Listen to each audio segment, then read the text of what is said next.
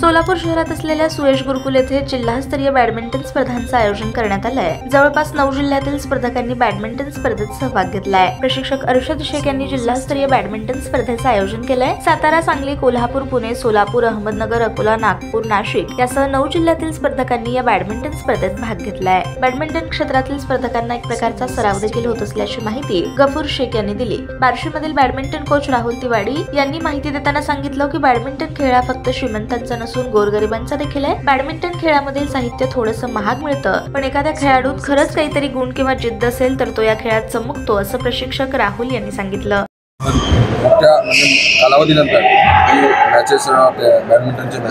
सुयश गुरुकुलमध्ये आयोजित केलेल्या यश shuttlers badminton अकॅडमीने म्हणजे माझे मित्र अर्षद सर आमच्या जर्नी सोबत ज्युनियर पासून सोबतच चालू झाली आहे। त्यांनी खूप परिश्रम घेऊन हा टुर्नामेंट घेतलाय। मला जसं कळतं मागच्या 11 वर्षातील सोलापूर जिल्ह्यातला सगळ्यात मोठा टुर्नामेंट असावा आणि इथे खूप सारे नॅशनल आणि स्टेट चॅम्पियन्स पण आलेले आहेत आणि खूप लांबून प्लेयर्स आले।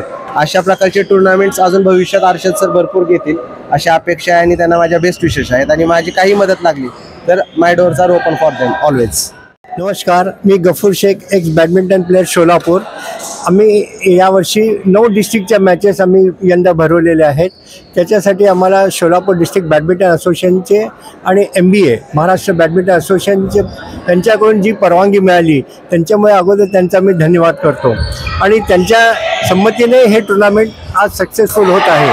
त्याच्यामध्ये नॅशनल अंपायरनी भाग घेतला आहे की त्यांच्या वेळोवेळी त्यांची पण आम्हाला मदत मिळालेली आहे आणि जे खेळाडू आहेत ते स्टेट नॅशनल प्लेयर पण इथे भाग घेतलेला आहे आणि त्यांचा पण खेळ सर्वांना बघायला मिळालेला आहे। आणि सोलापूरकरांना एक विनंती आहे की जास्तीत जास्त लोक इथे येऊन या सामन्यांचा लाभ घ्यावा, बघावे आणि त्यांना पण वाटेल की सोलापूरमध्ये यंदा 9 डिस्ट्रिक्टच्या ज्या मॅचेस झाले ते अत्यंत चांगले पण आहेत आणि ह्या आम्ही दरवर्षीप्रमाणे आम्ही घेण्याचा विचार करत आहोत।